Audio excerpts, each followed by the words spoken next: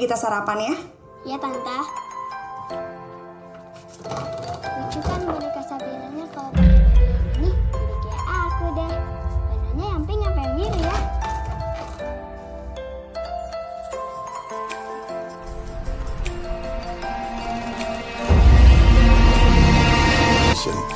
Makanya aku cari tahu.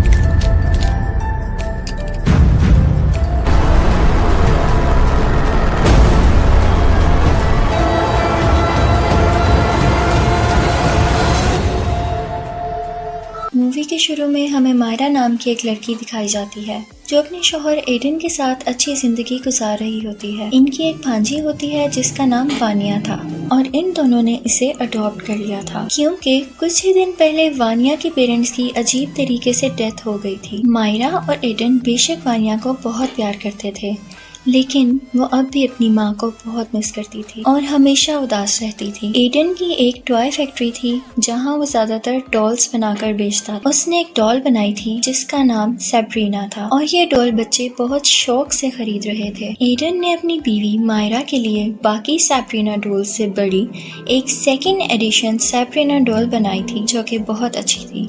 Myra को Aiden का दिया हुआ ये तोहफा बहुत अच्छा लगा था। सीन चेंज होता है और हम देखते हैं कि वानिया अपने स्कूल में है। वहाँ उसका एक दोस्त चार्ली गेम खेल रहा होता है। इस बच्चे का नाम डिट्टो था और वो चार्ली की मदद से अपनी ग्रैंड मदर के सोल को रियल वर्ल्ड में बुला रहा था। वानिया को ये सब देखकर बहुत अच्छा लग रहा था। डिट्टो वानिया को बताता है कि इस गेम को खत्म करने के लिए लोगों को प्रे करनी होती है ताकि इस गेम में बुलाई गई सोल्स वापस जा सकें। डिट्टो वानिया को iOS ऐप के बारे में भी बताता है जिसकी मदद से सोल्स को ढूंढकर देखा जा सकता था। वानिया चार्ली गेम के बोर्ड को डिट्टो से बोरो कर लेती है। दूसरी तरफ हम वानिया को देखते हैं जो चार्ली गेम की मदद से अपनी मॉम को इस दुनिया में बुला रही थी। वानिया को फील होता है कि उसकी मॉम की सोल रियल वर्ल्ड में आ चुकी है और वो iOS ऐप इस सोल को ढूंढने लगती है। जाहिर है कि ये ऐप फेक थी और वानिया को अपनी मदर की बजाय अपनी आंट मारिया दिख जाती है। मायरा वानिया को उसके कमरे में सुला देती है और सोने से पहले उसे सैब्रीना डॉल भी देती है। जब वानिया सो रही होती है तो हम सैब्रीना डॉल की आइज को मूव करता हुआ देखते हैं, विच मीन्स चार्ली गेम से वाकई कोई सोल आई थी और अब वो सैब्रीना डॉल के अंदर थी। नेक्स्ट डे हम सैब्रीना डॉल को घर में अपने आप जगह बदलते हुए देखते हैं जिसे देखकर वो डर जाती है। रात को जब वानिया दोबारा उस iOS ऐप को यूज करती है तो उसे कोई सोल नजर आती है जो असल में एक डमी थी। फिर तभी कोई सोल वानिया को अलमारी में खींच लेती है। वानिया ये बात सुबह अपनी आंट को बताती है और मायरा वानिया को समझाती है कि उसकी माँ एंटनी अब इस दुनिया में मौजूद नहीं है, लेकिन एंटनी वहाँ मौजूद होती है। अगली रात मायरा को अपने घर में एंटनी दिखती है और देखते देखते एंटनी एक डीमन में तब्दील हो जाती है और मायरा को मारने की कोशिश करने लगती है। मायरा चिल्लाते हुए वहाँ से भागती है। ये आवाज सुनकर एडन भी वहाँ पर आ जाता है। ये डीमन इन दोनों पर अटैक कर देती है और ये डीमन किसी तरह भी इनको जाने नहीं देता, लेकिन ये लोग अपनी जान बचाकर वहाँ से भाग जाते हैं। अब वो लोग जान गए थे कि उनके घर में किसी तरह का डीमन है, तो वो मिस लारास और उनके हस्बैंड मिस्टर रेनार्ड से मिलने जाते हैं जो इनफैक्ट पैरानॉर्मल एक्सपर्ट्स थे। मिस लारास उनके साथ फौरन उनके घर जाती है और वहाँ चार्ली गेम की मदद से एंटनी को वापस उसकी दुनिया में भेजने की कोशिश करती है। इसी दौरान चार्ली गेम के बोर्ड को अपने आप आग लग जाती है और वो जलने लगता है और घर की लाइट भी ऑफ हो जाती है। अंधेरे में ये डीमन वानिया को अपने काबू में कर लेता है और वानिया मिस लैरस पर हमला कर देती है ताकि वह सब ना करे।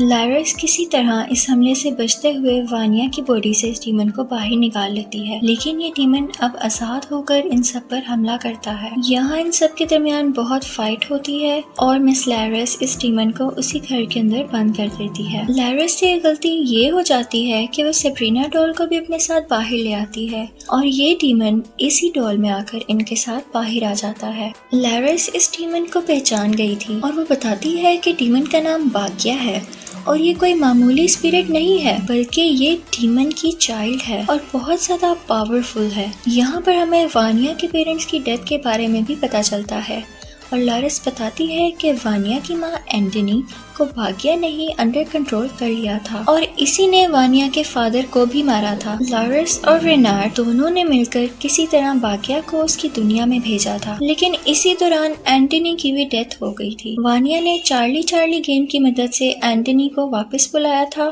तो भाग्या का डीमन हमारी दुनिया में वापस आ गया था। भाग्या को मारने का सिर्फ एक ही तरीका है कि लारस भाग्या को उसके ट्रू फॉर्म में विरासत में मिले खंजर से मारे, जिस खंजर को भाग्या को मारने के लिए ही बनाया गया था। ये खंजर फिलहाल रेनार्ड के पास था। रेनार्ड को ये खंजर कई साल पहले एक केव में मिला था, जहाँ इस खंजर को खुद डीमन के जरिए छुपाया गया था।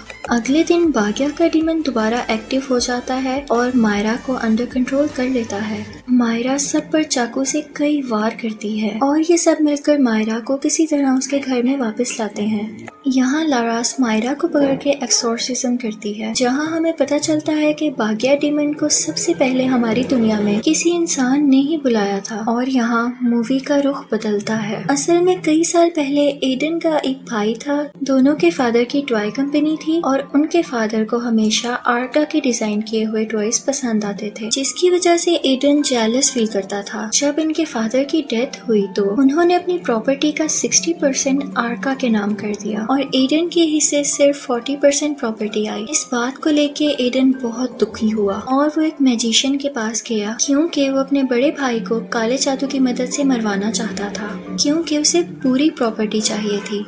और उसी मैजिशियन ने भाग्या के डीमन को हमारी दुनिया में बुलाया था और इस डीमन को एक ह्यूमन बॉडी चाहिए थी। भाग्या ने पहले आर्का को अंडर कंट्रोल करने की कोशिश की थी, लेकिन आर्का उसके काबू में ना आ सका, इसलिए भाग्या के डीमन ने आर्का की बीवी एंटनी को पोजेस कर लिया, यानी अपने काबू में कर लिया। एंटनी और आर्का ही वानिया के पेरेंट्स थे और जब लारास ने भाग्या से मुकाबला किया तो उस दिन एंटनी और आर्का दोनों की डेथ हो गई थी, यानी कि वानिया के पेरेंट्स की मौत का जिम्मेदार यानी रिस्पॉन्सिबल एडन था।